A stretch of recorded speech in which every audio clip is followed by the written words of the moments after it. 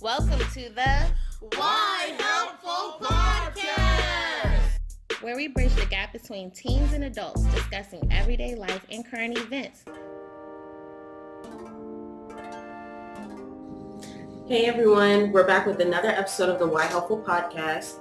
My name is William Bell. My name is Sarah Miles, and we are your hosts for today's episode. So the topic today is actually giving back to the community. Giving back can look like a lot of different things, and we're going to talk about all the ways giving back can manifest in itself. For starters, I think an obvious and more an example of giving back to the community would be things like volunteer work, which is a great way to start, but like I always say, do what interests you so that you're giving 100% into what you're doing. It can even be as simple as helping out a neighbor. And honestly, sometimes volunteer work can feel like a chore. It might not come as interesting. So when you pick something you actually enjoy, it makes your contribution more effective. Okay, so let's hop into some of the organizations that you can actually use to get your foot in the door in terms of giving back to the community. First off is one that I personally was involved in since I was about 7 or 8 years old. That's the Boy Scouts of America. I have experienced so much volunteer work in Boy Scouts, I cannot even say. I think that was where I was first introduced to Adopt a Road, which is a program where basically you pick up litter on a highway or a street that your organization, your troop, decides that road is basically their responsibility. So you go out and every couple of weeks during the year, you just make sure that you just pick up trash and pick up litter and keep the road looking well. But Boy Scouts is definitely a great way to get into the giving back into the community kind of feel and kind of spread. The second, I would say, is One Blood or Red Cross. Down in Florida, where I go to school, they call it One Blood. But basically, you can get into a bus that comes from school and you can give blood. Simple as that. You can give whole blood, you can give platelets, you can give they have a lot of different ways that you can give blood into your community. And the coolest thing is when you get an email that says, hey, your blood was just used to help a premature baby in need, or it was just used in a blood transfusion. So it can be incredibly powerful. And it can really make you feel like not only are you making an impact, but that you're giving into the lives of parents, you're giving into the lives of loved ones. You're really impacting people on a level that you might not have even thought you were when you were giving. Another way is with CCYL, which is a youth league in Charles County where youth can play baseball and softball, and that's something that I was involved in as well growing up. One of the things I remember most from that program is a thing called Bambino Buddy Ball, which is when once a year they have a Field of Dreams at Laurel Springs Park, which is a park not too far from here, maybe about 5 minutes away.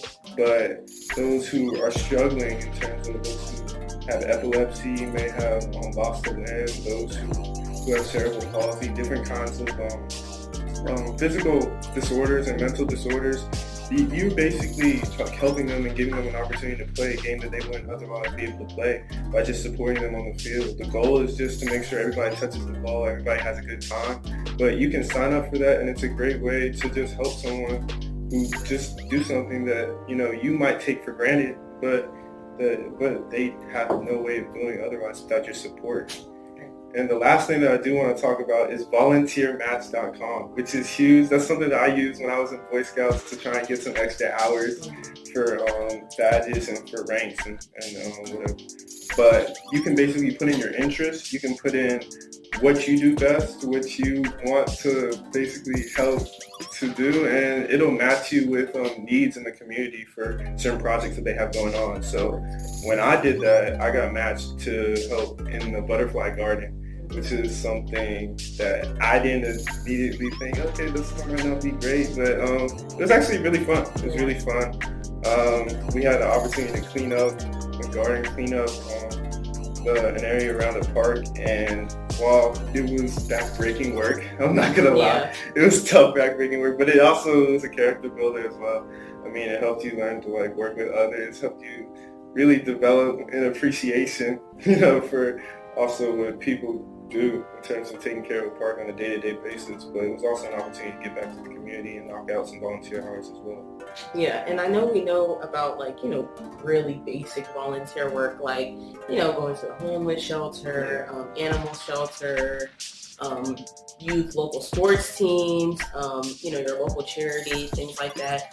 But I like how you incorporated the fact that, the things that you've done, they were actually fun. So it doesn't have to, I know, when you hear volunteer work, for some people, I know for me personally, like a chore, like something you might not be too interested in doing. That's why I say when you pick something you actually want to do, even if it's something you create on your own and you want to make it fun, even if it's like, hey, everybody come out to neighborhood park, give us $2 and all the money's going to go to charity. We're going to do all these games, events. Like it could be anything at all.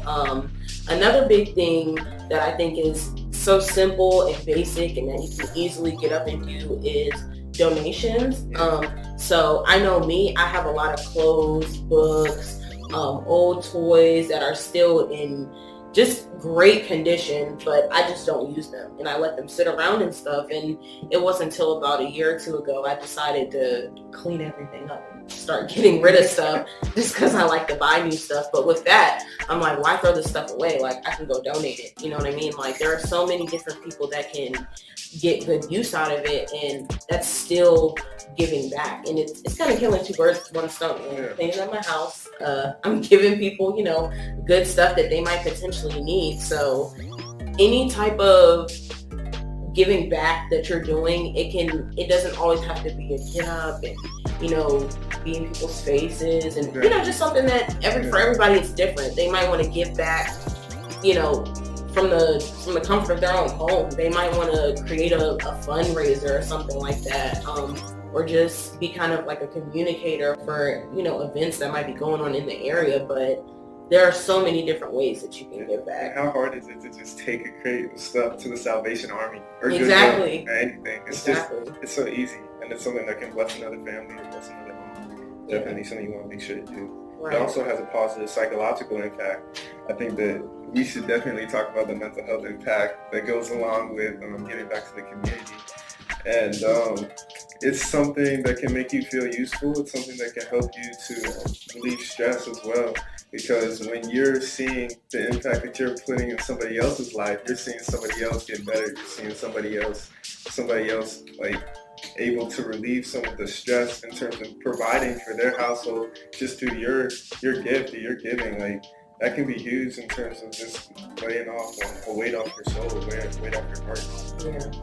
And I think also too, if you have any expertise or knowledge that you might carry with you. I think another good thing is like, you can become a mentor or a tutor and you could share that with somebody else, one-on-one, and it could be such a big and beneficial help in a way that you might not even realize. So again, I say that to say there's so many different ways. You can shop and support local small businesses. That's another thing. You can learn how to recycle properly. You can do anything. Just once you make it your own, and again, it's something you enjoy, like I said, your contribution will be 10 times more effective. That is all the time we have for today. Hopefully you enjoyed this episode of the YHELPful Podcast and were able to take what was shared to make things easier for you as you continue to tackle the challenges of life. And remember, as always, to check out more resources and content at YHELPnow.com and follow YHELP on all social media platforms. Also, you can check out this podcast episode and others on YouTube or wherever you listen to your podcasts. Thanks for listening. Let the YHELPful Podcast be your compass to growing up. For more information, follow us at YHELPnow on all social media platforms and check us out at YHELPnow.com for mental health and life skill resources. Tune into the YHELPful